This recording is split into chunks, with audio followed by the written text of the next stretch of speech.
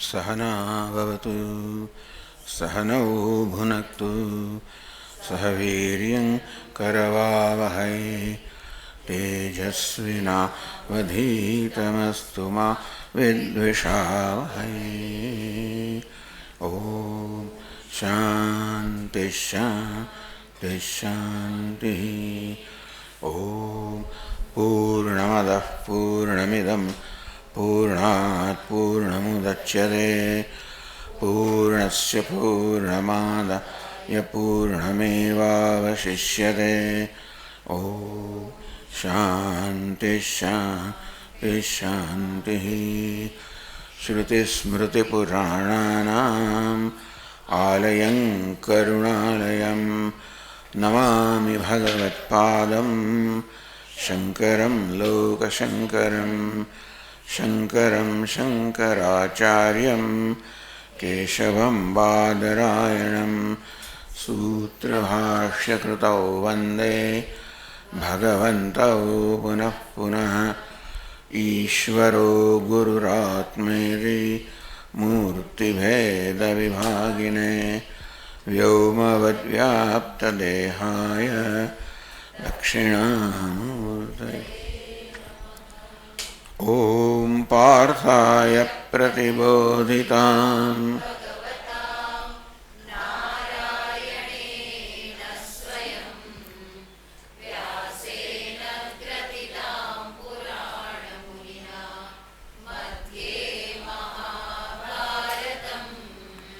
अद्वैतामृतवर्षिणीं भगवतीं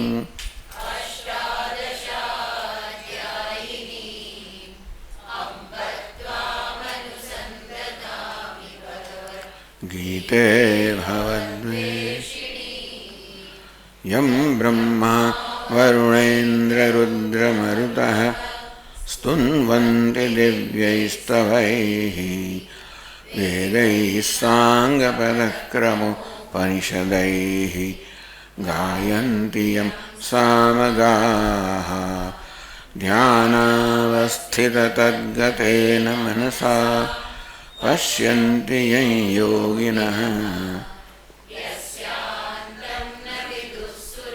सुरगणाः देवाय तस्मै नमः।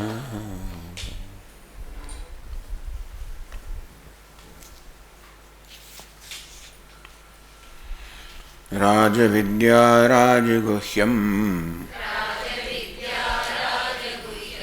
पवित्रमिदमुत्तमम् प्रत्यक्षावगमं धर्म्यम् सुसुखं कर्तुमव्ययम्।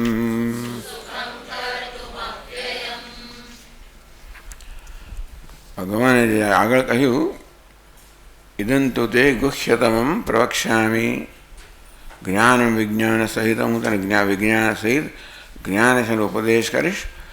ये ज्ञात्वा अशुभात मोक्ष से जे ज्ञान प्राप्त करने तो अशुभति संसार से मुक्त થઈ જશે।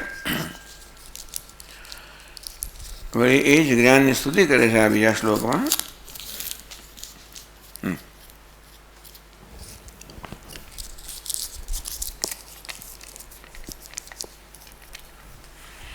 राजविद्या राजगुह्यम राजविद्या विद्यानाम राजा विद्याओनी राजा राजगुह्यम जो गुह्य है गूढ़ है गोपनीय है एमां पण सर्वश्रेष्ठ आ ज्ञान पवित्र है पावन करनारू है उत्तम है सर्वोत्कृष्ट है अने महत्वनी प्रत्यक्ष आवगमन तेम अपना मन में सुख दुख वगैरह प्रत्यक्ष जमना अनुभव थाय ते रीते हूँ ब्रह्म छूँ ए ज्ञान पण एटलुं ज प्रत्यक्ष है। ज्यारे ज्ञान थाय त्यारे आपणने कोई प्रकारनी शंका रहती नहीं। तेम सुख दुख ज्ञान थाय तो कोई शंका न रहे ए प्रकार एवं ज प्रत्यक्ष है। धर्म्यम धर्मने अनुरूप है सुसुखम कर्तुं जे करवुं मेळववुं सरल है। अव्ययम जे ज्ञान फल अव्यय है मारे ज्ञान पण अव्यय है। इस प्रकार भगवाने आ ज्ञाननी उत्तम शब्द में स्तुति करी।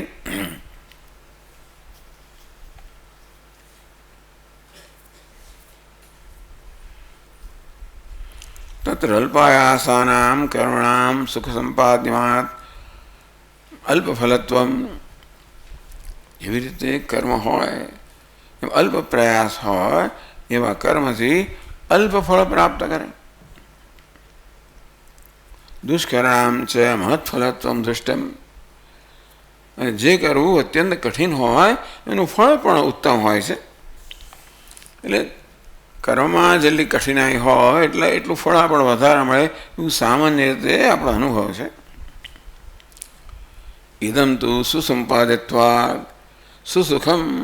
ભગવાન કે એને પ્રાપ્ત કરવું અત્યંત સરળ છે. સુસુખમ તો સુખ સંપાદ્યમ, સરળતાથી સંપાદિત કરી શકાયું છે. અને માટે ફલક્ષયાદ વેદી, આ જ્ઞાન પણ અલ્પ હશે એવું માની લે તો કે અવ્યયમ. આ જ્ઞાનનું ફળથી એટલે કે જ્ઞાનનું અવ્યય ફળ છે. આ વાત કરીએ આપણે ગયા વર્ગમાં કે ફળ તો હંમેશા અલ્પ હોય. કોઈ પણ કર્મનું ફળ જો એનું ફળ કહેવાય, જે વસ્તુ ફળ કહેવાતી હોય એ ફલગુવત, એ બીજા નાશ પામવાની છે. ફળ નાશ પામનારું છે. તેવી રીતે આ પણ કશાક પ્રયત્નથી પ્રાપ્ત થતું હોય તો આ પણ અલ્પ નીવડે.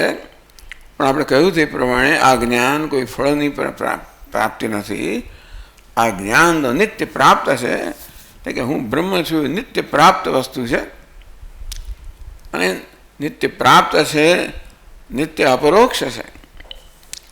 માત્ર અજ્ઞાનને કારણે એ ઓળખતાતું નથી. અર્થાત એને ઓળખવાનું, એના વિશે ભ્રમ પ્રવર્તમાન છે. આત્મા વિશે, આત્મા સ્વપ્રકાશ છે એને માટે એના વિશે આપણા મનમાં પહેલેથી ભ્રમ પ્રવર્તમાન છે. એટલે કહે છે કે અવ્યયમ, આ કર્મનું, આ જ્ઞાનનું ફળ અવ્યય છે.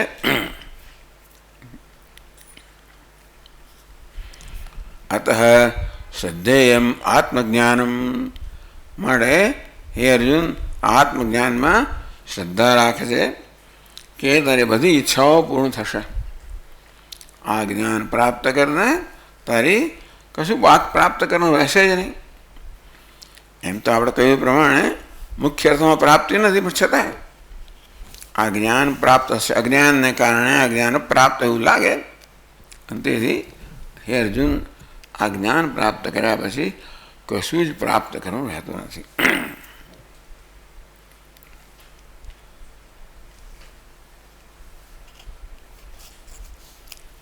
હવે આગળના શ્લોકમાં આત્મજ્ઞાનાખ્યે ધર્મે શ્રદ્ધાવતામ તનિષ્ઠાનામ પરમપદ પ્રાપ્તિ મુક્તવા.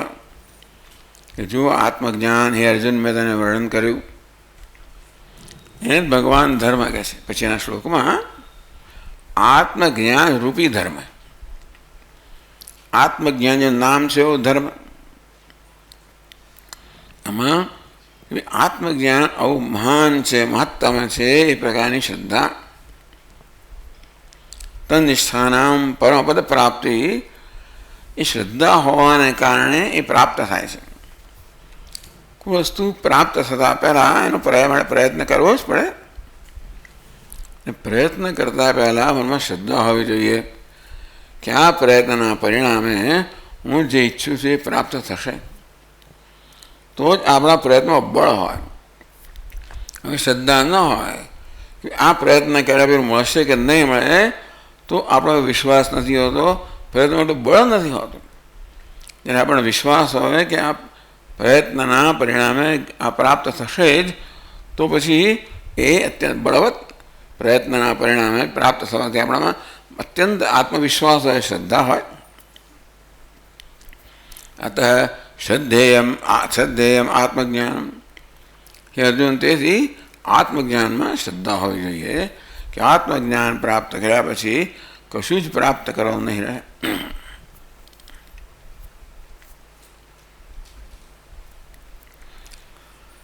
તનિષ્ઠાનામ પરમપદ પ્રાપ્તિ મુક્તવા તતો વિમુખાનામ.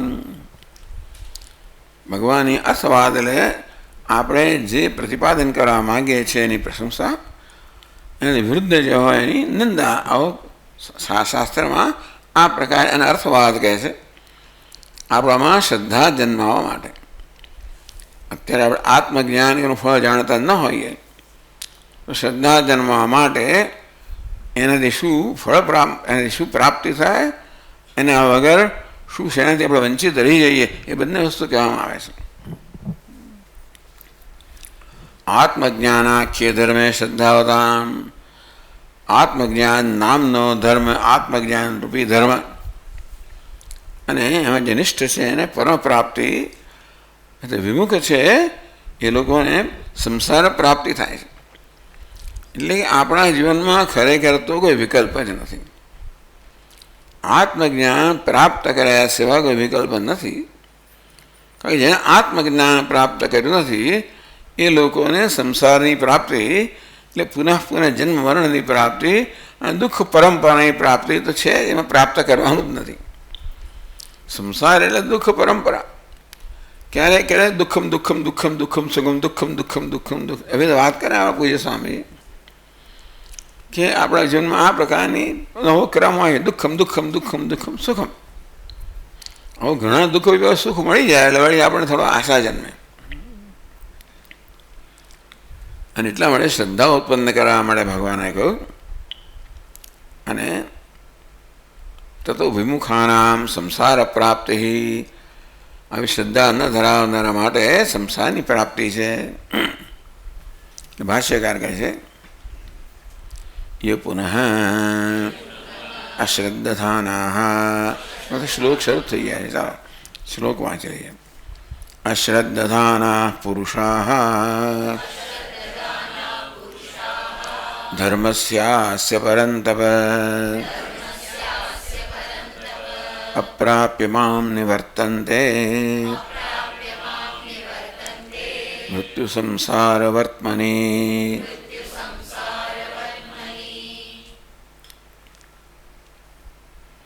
પણ જે આમાં શ્રદ્ધા ધરાવનારા નથી, અસ્ય જ્ઞાનાખ્યસ્ય ધર્મસ્ય, આ જ્ઞાનરૂપી ધર્મમાં જે શ્રદ્ધા ધરાવનારા નથી, આ જ્ઞાનથી પરમપદની પ્રાપ્તિ થશે. જીવનમાં કંઈ પ્રાપ્ત કરવા નહીં રહે એ પ્રકારની શ્રદ્ધા હોય, મેં કહ્યું તે પ્રમાણે, તો જ આપણા પ્રયત્નમાં બળ આવે. અને શ્રદ્ધા શ્રદ્ધા રહિતા અપ્રાપ્ય મામ નિવર્તન્તે. મને પ્રાપ્ત કર્યા વગર મૃત્યુયુક્ત સંસારમાં એ લોકો વારંવાર ચક્રમારા ફર્યા કરે છે, જેમને આ જ્ઞાનમાં કે જ્ઞાનના ફળમાં શ્રદ્ધા નથી.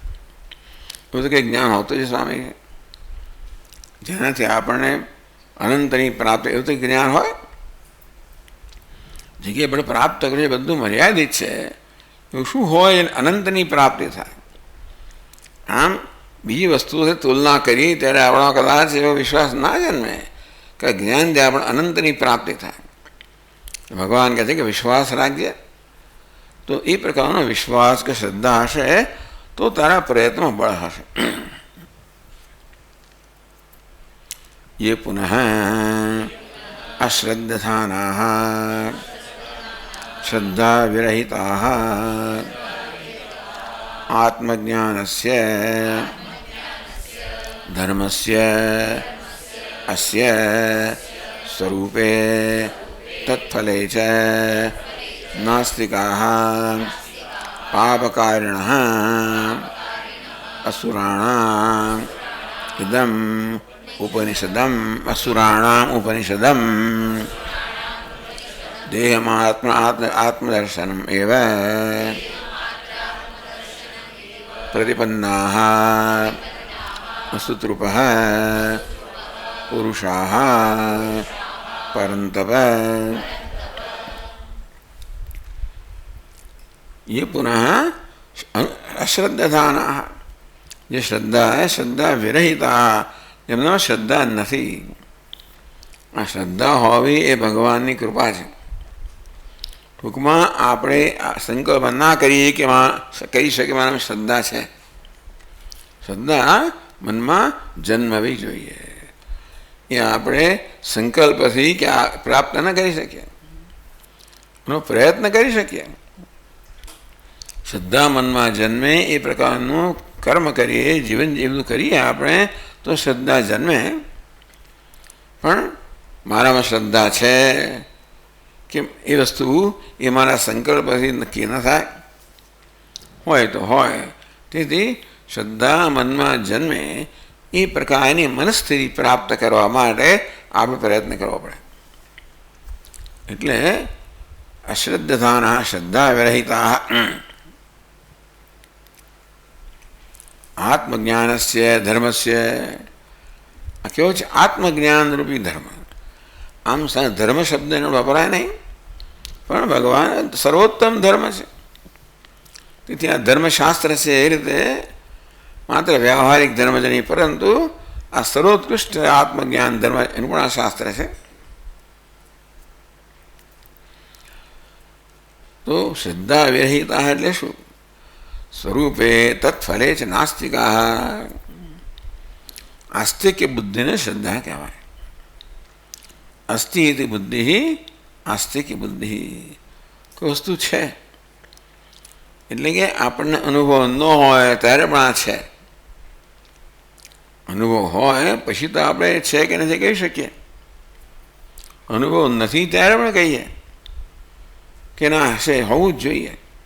મને શ્રદ્ધા એ સ્વામીજી કે આ જ્ઞાન હોવું જોઈએ, આ જ્ઞાનનું આ પ્રકારનું ફળ હોવું જોઈએ. એવી એ શ્રદ્ધા જન્મવા માટે આપણી અમુક પ્રકારની મનસ્થિતિ જોઈએ. શ્રદ્ધા જોઈતી હોય તો એ પ્રકારના મનની સ્થિતિ માટે પ્રયત્ન કરવો પડે. અંતેથી શું પ્રયત્ન? સાત્વિક મન હોવું જોઈએ. તો સાત્વિક શ્રદ્ધા એટલે સાત્વિકી શ્રદ્ધા. દરેક મનમાં શ્રદ્ધા તો હોય છે. ભગવાન છે છેલ્લે કહે છે 17માં કે શ્રદ્ધા ત્રિવિધા ભવતી શ્રદ્ધા દેહિનામ સા સ્વભાવ. સાત્વિકી રાજસી જૈવ તામસી જૈતામ શું. છેક છેલ્લે ભગવાન કહેશે કે શ્રદ્ધા તો બધા હોય જ છે. ભગવાન કહે શ્રદ્ધા રહિત એવું કોઈ મનુષ્ય નથી. અહીં શ્રદ્ધા રહિત એટલે સાત્વિક શ્રદ્ધા રહિત. જેવું આપણું મન હોય એવા પ્રકારની આપણી શ્રદ્ધા હોય. રજોગુણી મન હોય તો શ્રદ્ધા પણ રજોગુણી હોય. તમોગુણી મન હોય તો શ્રદ્ધા તમોગુણી હોય. સાત્વિક મન હોય તો સાત્વિકી શ્રદ્ધા હોય.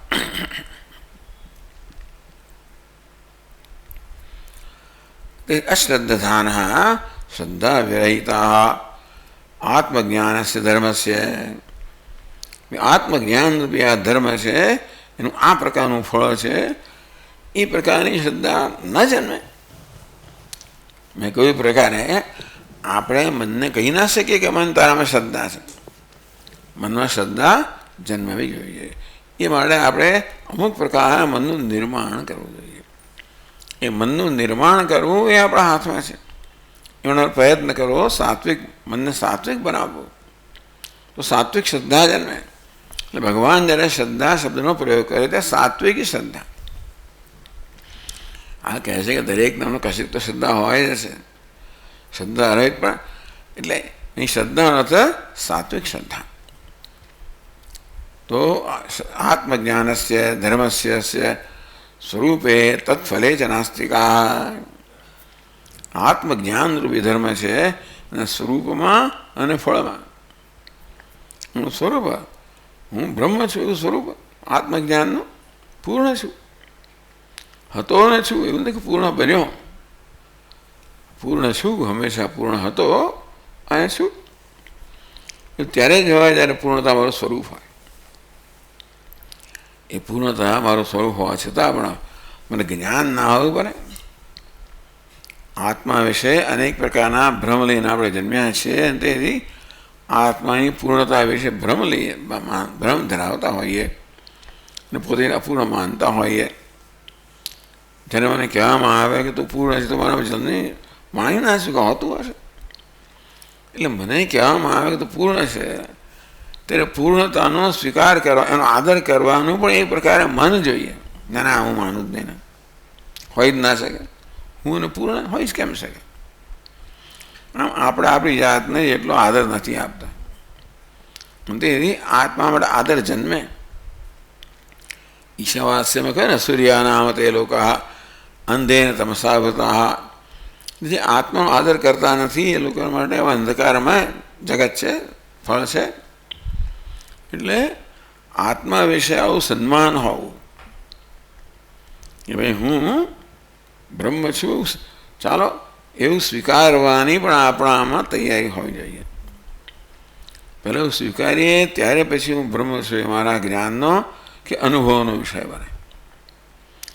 પણ હું સ્વીકારી જ ના શકું, મારો આદર જ ન કરી શકું કે હું બ્રહ્મ હોઉં, તો પછી એ જ્ઞાન જન્મવાનું પણ નથી. સ્વરૂપે તત્ફલે ચ નાસ્તિકા.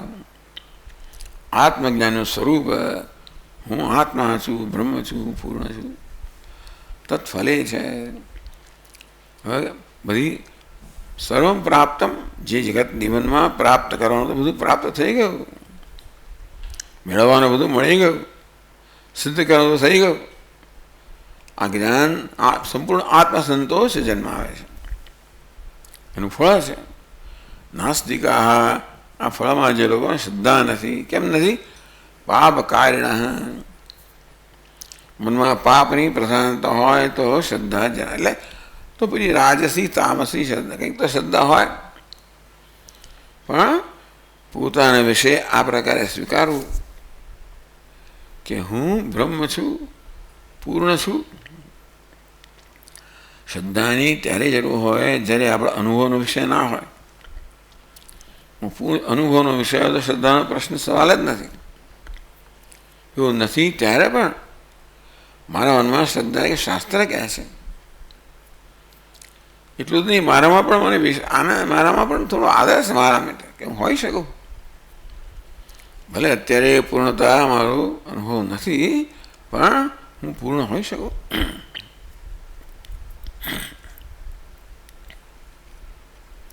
સ્વરૂપે તત્ફલે જ નાસ્તિકા પાપ કારિણ.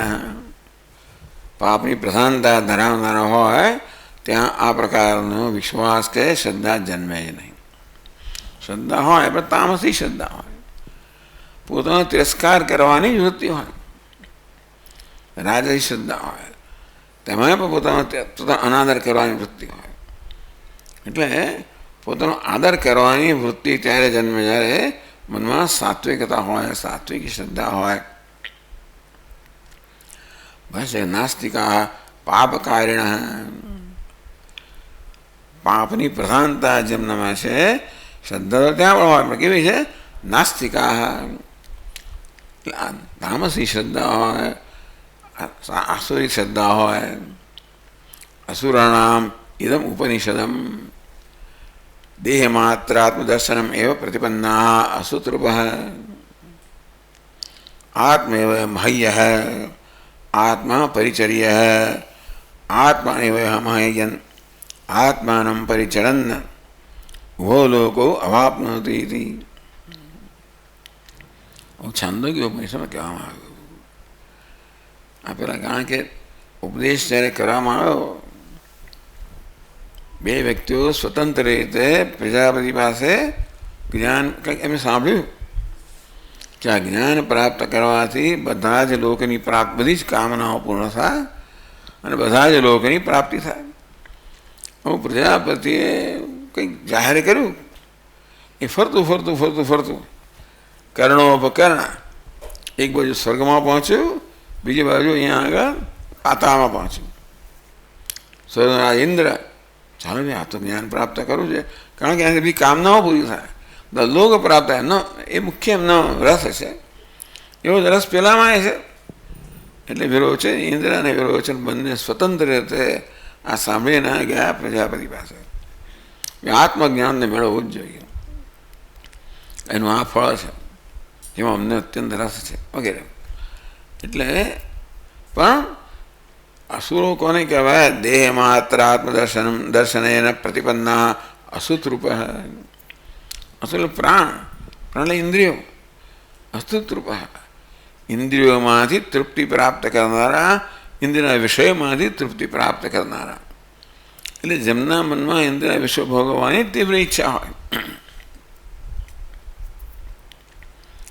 ये मात्र आत्मदर्शन में प्रतिपन्ना तेज आत्मा से ये प्रकार दर्शन कहो, ये प्रकार ने समझ कहो જે પ્રાપ્ત થયેલા છે તેથી આ કહ્યું તો પણ આત્મા એવા મહ્ય આત્મા જ મહત્તા કરવી જોઈએ, એની જ પરિચર્યા કરવી જોઈએ, એને જ મહાનતા, એને જ મહત્વનું ગણનાર, એની જ પરિચર્યા સેવા કરનાર જ આ લોકોને પેલા લોકોને પ્રાપ્ત કરે છે.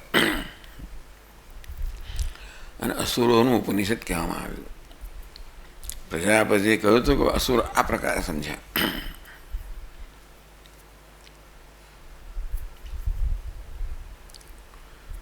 ભાષ્યકાર કહે છે આગળ, અપ્રાપ્યમામ પરમેશ્વરમ મત્પ્રાપ્તૌ નૈવ આશંકા ઇતિ મત્પ્રાપ્તિ માર્ગ સાધનભેદમ साधन भेद भक्ति मात्रमपि अप्राप्य इत्यर्थः.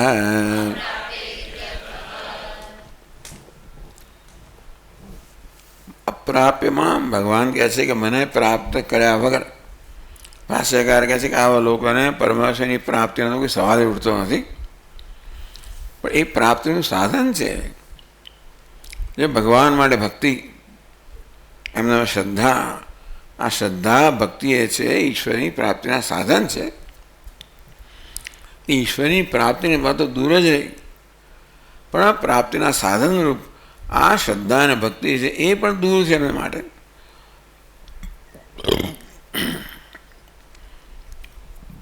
જે પ્રકારનું જીવન જીવે છે એ જીવનમાં આ પ્રકારની શ્રદ્ધા ઉત્પન્ન થવાની સંભાવના જ નથી. શ્રદ્ધા મનમાં જન્મે, મેં કહ્યું તે પ્રકારે આપણા મનની અમુક પ્રકારની સ્થિતિ હોય ત્યારે એ સ્થિતિ પ્રાપ્ત ત્યારે થાય જ્યારે અમુક પ્રકારનું જીવન જીવતા હોય, મૂલ્યનિષ્ઠ જીવન જીવતા હોય. અને કોઈ પણ માણસને કારણ કે મૂલ્યનો આપણે અનાદર કરીએ, એનો તિરસ્કાર કરીએ તો મનમાં સંઘર્ષ જન્મ્યા સિવાય રહેતો નથી. તો સમય આવે કે મૂલ્યનો અનાદર કર્યા જ કરીએ, તિરસ્કાર કર્યા જ કરીએ તો મને આળું થઈ જાય, બધા પ્રકારની સેન્સિટિવિટી એટલે કે બધા પ્રકારની સંવેદનશીલતા ગુમાવી બેસે, પછી એને કંઈ ના થાય. શરૂઆતમાં ઘણો સંઘર્ષ જન્મે, આપણા મનમાં જે સંઘર્ષ જન્મે ધ્યાનમાં લીધા વગર આપણો અહંકાર જે કે કર્યા જ કરીએ આપણે, છેવટે મન આળું થઈ જાય. એ માણસ અસુર બની ગયો. અને એમને માત્ર અસુર એટલે પ્રાણ, એટલે વિષયોમાંથી તૃપ્તિ પ્રાપ્ત કરવી, એ પ્રકારની પ્રેરણા મળે. અપ્રાપ્યમામ પરમેશ્વરમ, ભગવાન કે મને પરમેશ્વરને પ્રાપ્ત કર્યા સિવાય, બોલ્યા પછી કહે એટલે મને પ્રાપ્ત કરવાનો પ્રશ્ન નથી. એટલે કહે છે કે નહીં મત પ્રાપ્ત નહીં આશંકા, ભગવાનને પ્રાપ્ત કરવાની તો શંકા એટલે પ્રશ્ન જ નથી. મત પ્રાપ્તિ માર્ગ સાધન ભેદ ભક્તિ માત્ર આપી, તો કે મને પ્રાપ્ત કરવાનું સાધન મનું એક, તો કે ભક્તિ. એ ભક્તિ જ પ્રાપ્ત કરતા નથી તો પછી મને પ્રાપ્ત કરવાનો પ્રશ્ન રહેતો જ નથી. નિવર્તન્તે નિશ્ચયેન આવર્તન્તે, નિવર્તનની વર્તનતે નિશ્ચયેન આવર્તનતે, આવૃત્તિ એટલે ફરી ફરીને આવવું, તો એટલે આવૃત્તિ વારંવાર આવવું. નિશ્ચયન આવર્તનતે, વારંવાર વળી પાછા એ નાના સંસારમાં ચક્કર મારે છે. ભાષ્યકાર કહે છે ક્યાં વારંવાર આવે છે? મૃત્યુ સંસાર વર્તમાની, મૃત્યુયુક્ત હૈ સંસાર હૈ, મૃત્યુ સંસાર હૈ તસ્ય वर्तमान नरक तिर्यगादि प्राप्ति मार्ग है तस्मिन्नेव वर्तन्ते इत्यर्थः। मृत्यु संसार वर्तमनि असमाज भगवान भाष्यकार समझावे છે મૃત્યુયુક્ત સંસાર એટલે આ પદનો લોપ થયો મૃત્યુયુક્ત સંસાર મૃત્યુ સંસાર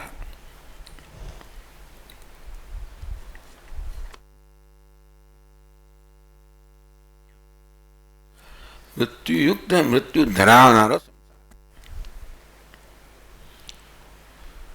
તસ્ય तस्य वर्तमान वर्तमान मार्ग नरक तिर्यगादि मार्ग प्राप्ति ही मृत्यु एटले मात्र मरण नहीं तो वांधो नहीं एक बार पती गयो पण आ तो वारंवार मृत्यु एटले दुख वारंवार दुख ने ज प्राप्त करवू एटले नरक नरक एटले सतत दुख तिर्यगादि प्राप्ति तिर्यक एटले आड़ा वधनारा આપણે કેવા છે ઊભા વધનારા છે મનુષ્ય પશુઓ કેવા છે બાકી બધી યોની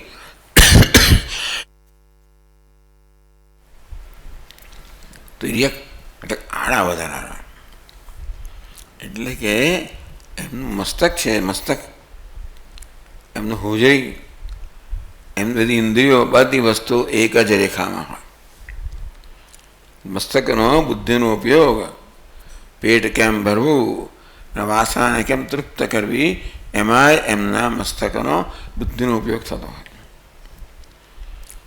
મનુષ્યને ભગવાને એ પ્રકાર આપ્યું છે એને પણ હોજરી આપી છે એને પણ વાસનાઓ આપી છે પરંતુ મનુષ્યનું મસ્તક ઉત્કૃષ્ટ ઉચ્ચ સ્થળે છે અંતેથી એ બધી પ્રકારની વાસનાઓથી એ ઉપર ઉઠી શકે અને ઉત્કૃષ્ટ ધ્યેય પ્રાપ્ત કરી શકે એ પ્રકારની બુદ્ધિ ભગવાને મનુષ્યને આપી છે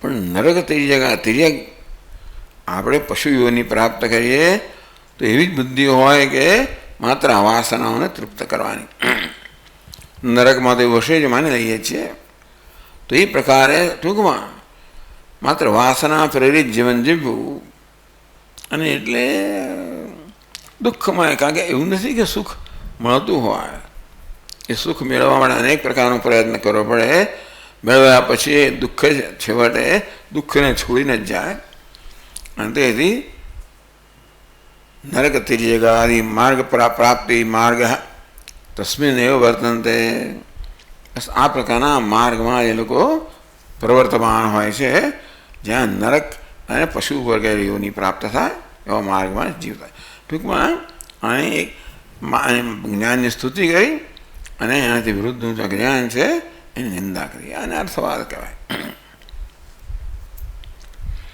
સ્તુતિ નિંદાભ્યામ જ્ઞાનિષ્ઠામ મહીકૃત્ય એટલે શાસ્ત્રમાં નિંદાનો પ્રયોજન નિંદાઓ નથી આવતો પણ કશાકની સ્તુતિમાં હોય છે સ્તુતિ નિંદાભ્યામ તો બીજા શ્લોકમાં પહેલા બીજા શ્લોકમાં સ્તુતિ કરી આ ત્રીજા શ્લોકમાં નિંદા કરી એનું પ્રયોજન શું છે જ્ઞાન નિષ્ઠા મહીકૃત્ય જ્ઞાન નિષ્ઠા છે ને મહાનતા બતાવી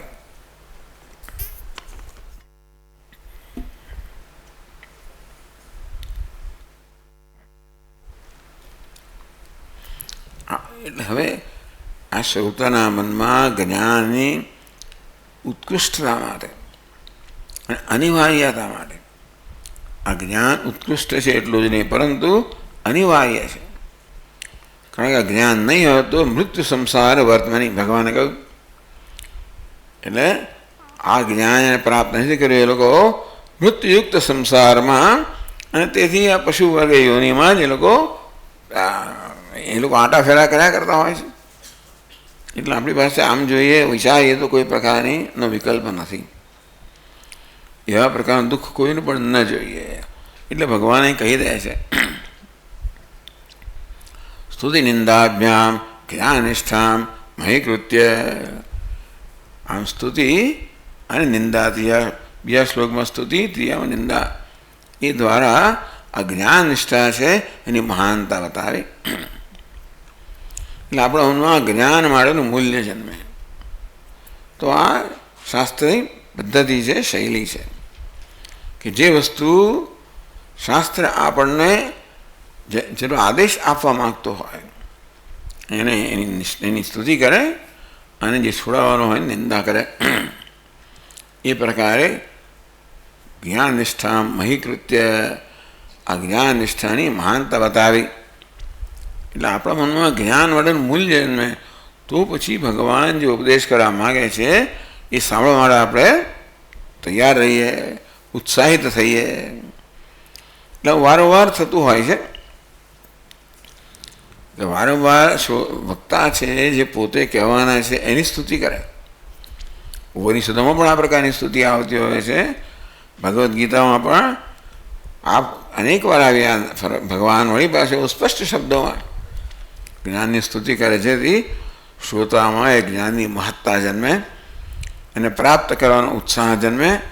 તેથી આ શ્રવણ કરવા માટે એ ઉત્સાહિત બને. આ પ્રકારે શ્રોતાને અભિમુખ કર્યો.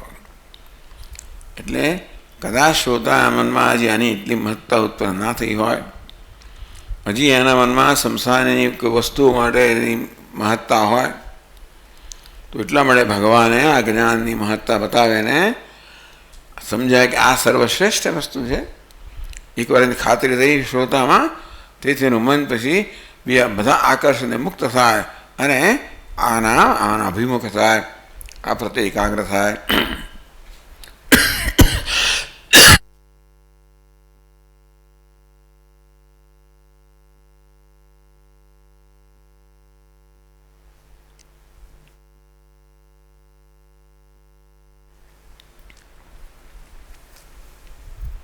એટલે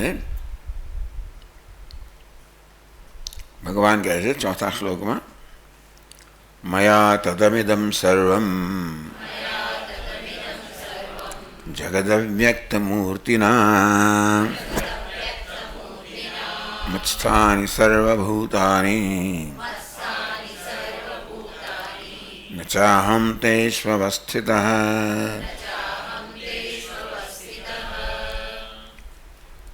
અત્યંત મહત્વના શ્લોકો આ ચોથા અને પાંચમો શ્લોક છે. અત્યંત મહત્વના, ત્યાં ભગવાન પોતાની જગત સાથેનો શું સંબંધ છે, પોતાનો અને જીવ સાથેનો શું સંબંધ છે અને પોતે કેવા એક અદ્વિતીય છે એ આ શ્લોકમાં એનું નિરૂપણ કરે છે.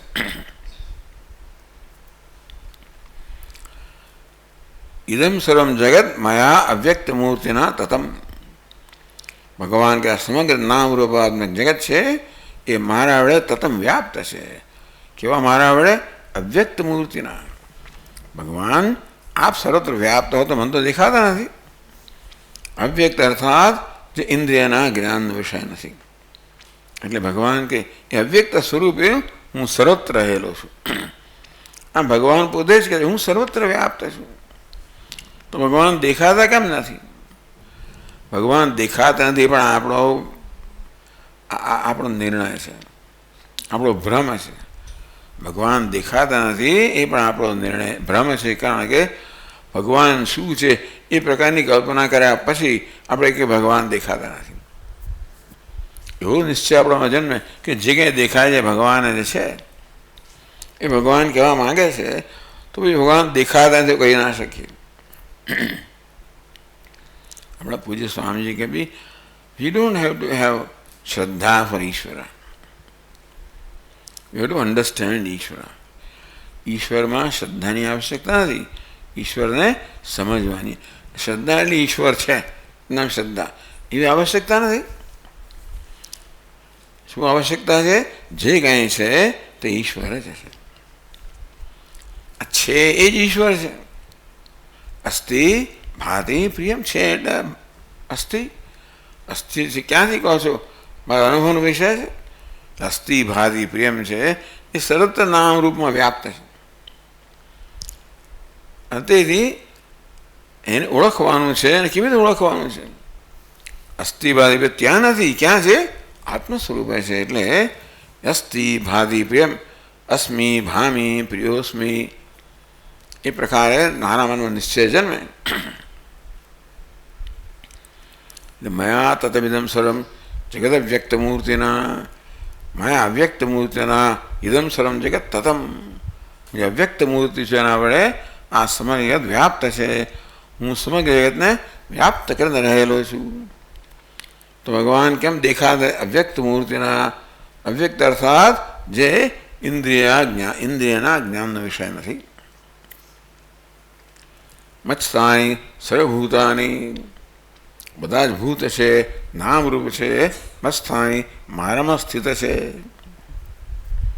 નચાહમ તેષુ અવસ્થિત, પરંતુ હું એમનામાં સ્થિત નથી.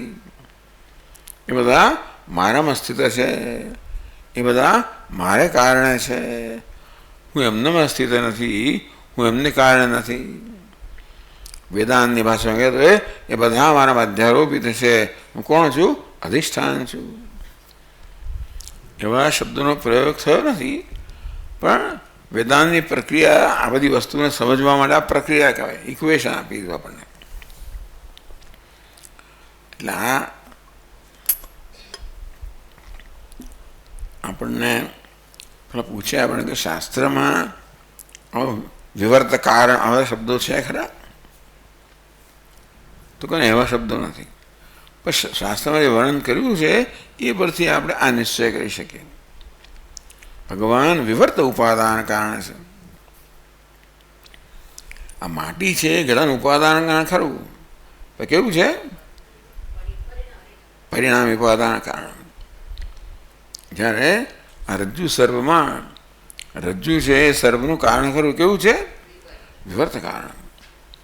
એટલે ભગવાન કારણ તો છે, પરંતુ આ માટી જેમ ઘડાનું કારણ છે તે રીતે નહીં, પરંતુ રજ્જુ જેમ સર્પનું કારણ છે એ પ્રકારે કારણ છે. સર્પ જેવી રીતે વેદાંતની પરિભાષામાં સર્પ જેવી રીતે આ રજ્જુ પર અધ્યારોપિત, તેવી રીતે આ નામરૂપાત્મક જગત પણ ભગવાન પર અધ્યારોપિત છે. એ પ્રકારનો સંબંધ કહેવા માગે છે. આવા શબ્દોનો પ્રયોગ કર્યા વગર ભગવાન એનું વર્ણન કરે છે.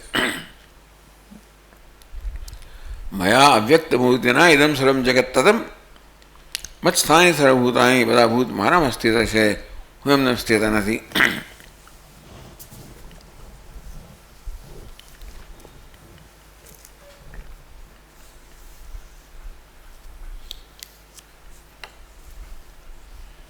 મયા મમ યઃ પરો ભાવઃ તેન તતમ વ્યાપ્તમ સર્વમિદં જગત અવ્યક્તમૂર્તિના ન વ્યક્તમૂર્તિ સ્વરૂપમ યસ્ય મમ સોહમ અવ્યક્તમૂર્તિ તેન મયા અવ્યક્તમૂર્તિના કર્ણ અગોચર સ્વરૂપેણ ઇત્યર્થઃ.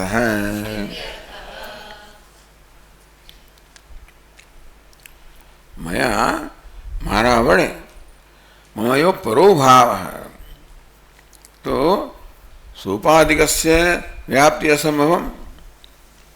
ભગવાન જો નામ રૂપાત્મક હોય, સોપાધિક હોય, અમે ઉપાધિ ધરાવનારા હોય, જેમ ભગવાન વિષ્ણુ આમ ચતુર્ભુજ વગેરે એ પ્રકારની ઉપાધિ ધરાવનારા હોય, તો એ રીતે સર્વવ્યાપ્ત ના હોય. એટલે ભગવાન પોતાને જ્યારે કે હું સર્વવ્યાપ્ત છું, ત્યારે કેવું છું? નિરાકાર છું, નિર્વિશેષ છું, નિરુપાધિક છું. તો જ એ સર્વત્ર વ્યાપ્ત હોય. જે વસ્તુ ઉપાધિ ધરાવનારી હોય, આકાર ધરાવનારી હોય, હંમેશા મર્યાદિત હોય, એક સ્થળમાં કાળમાં મર્યાદિત હોય. તો જ ભગવાન સર્વવ્યાપ્ત હોય. જ્યારે કારણ કે ઘટપટ બધા આ ઘટના નામરૂપ જુદા છે, આ સ્ફટિકના નામરૂપ જુદા હોય, આ પટના નામરૂપ જુદા હોય. તો બધા ભિન્ન ભિન્ન નામ રૂપ ધરાવનારા પદાર્થોમાં વસ્તુ વ્યાપ્ત ક્યારે હોય?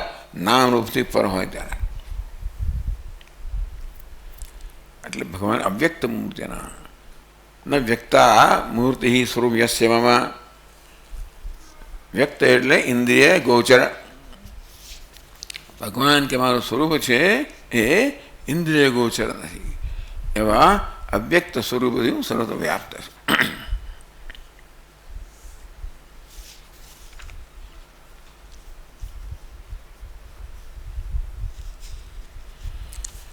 ભગવાન કહે છે કે હું જગતમાં સર્વત્ર વ્યાપ્ત છું.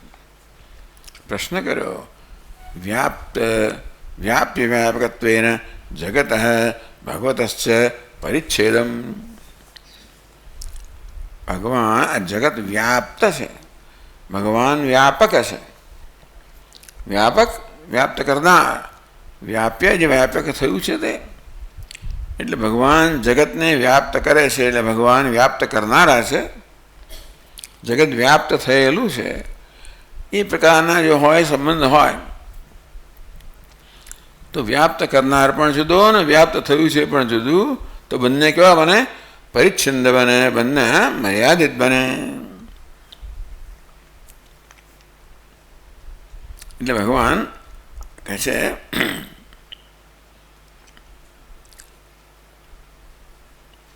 મયા અવ્યક્ત મૂર્તિના કર્ણ અગોચર સ્વરૂપેણ. અવ્યક્ત એટલે કર્ણ અગોચર.